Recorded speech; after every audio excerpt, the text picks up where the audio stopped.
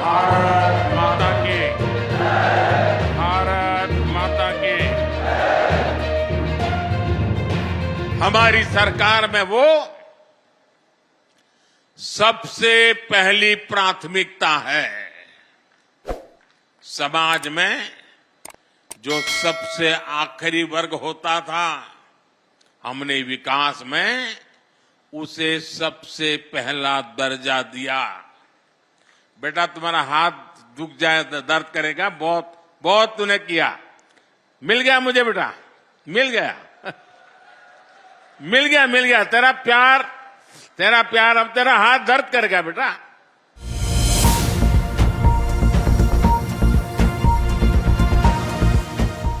प्रधानमंत्री नरेंद्र मोदी ने 11 फरवरी को मध्य प्रदेश के झाबुआ से चुनावी शंखनाद किया है। उन्होंने झाबुआ को 7,550 करोड़ रुपए की विकास परियोजनाओं की सौगात दी है। इस दौरान उन्होंने राज्य की आहार अनुदान योजना के तहत लगभग 2 लाख महिला लाभार्थियों को मासिक किस्त भी वितरित की। इस दौरान पीएम मोदी ने एक जनसभा को संबोधित किया और कहा कि 2023 के विधानसभा चुनाव में कांग्रेस की छुट्टी हुई थी। 2024 के लोकसभा चुनाव में सफाया होना तय है।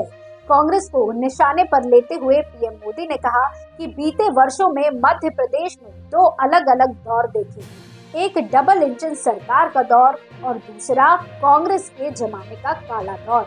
कम उम्र के युवाओं को शायद याद भी नहीं होगा कि आज विकास के रास्ते पर तेजी से दौड़ रहा मध्य प्रदेश बीजेपी सरकार से पहले देश के सबसे बीमारू राज्यों में गिना जाता था। हमारे लिए जनजातीय समाज वोट बैंक भी देश का गौरव है, आपका सम्मान भी और आपका विकास भी। ये मोदी की गारंटी है। आपके सपने, आपके बच्चों के सपने, नौजवानों के सपने। एक भी आदिवासी बच्चा शिक्षा के अभाव में पीछे रह जाए, ये मोदी को मंजूर नहीं है। प्रधानमंत्री ने कहा, यहाँ आपके बीच आने से पहले मैंने देखा कि मेरी इस यात्रा को लेकर खूब चर्चाएं भी हो रही हैं। कुछ लोग कह रहे हैं मोदी मध्य प्रदेश में झाबुआ से लोकसभा की लड़ाई का आगाज करेगा। मैं बताना चाहता हूँ कि मोदी लोकसभा चुनाव के प्रचार के लिए नहीं आया है। मोदी तो सेवक के तौर पर ईश्वर रूपी एमपी की जनता जनार्दन का आभार करने आया है। मध्य प्रदेश में विधानसभा के नतीजों से आप पहले ही बता चुके हैं लोकसभा के लिए आपका मूड क्या रहने वाला है। इसलिए इस बार विपक्ष के बड़े बड़े नेता पहले से ही कहने लगे हैं 2024 में 400 पार, फिर एक बार मोदी सरकार। दरअसल झाबुआ में पीएम मोदी की रैली के पीछे बीजेपी का मकसद 3 राज्यों में लोकसभा की अनुसूचित जनजाति सीटों पर फोकस करना है। एमपी में 29 लोकसभा सीटें हैं, जिनमें 6 सीटें बैतूल, धार, खरगोन, मंडला, रतलाम, झाबुआ और शहडोल अनुसूचित जनजाति के लिए आरक्षित है। इसके अलावा राजस्थान में 3 और गुजरात में 4 सीटें एसटी वर्ग के लिए आरक्षित है। अगर रतलाम झाबुआ संसदीय सीट की बात करें तो यहाँ तक जितने भी लोकसभा चुनाव हुए हैं उनमें से 90% बार कांग्रेस पार्टी ने जीत दर्ज की है। कांग्रेस के इस मजबूत गढ़ को भेदने के लिए बीजेपी ने पीएम मोदी का झाबुआ में कार्यक्रम रखा है।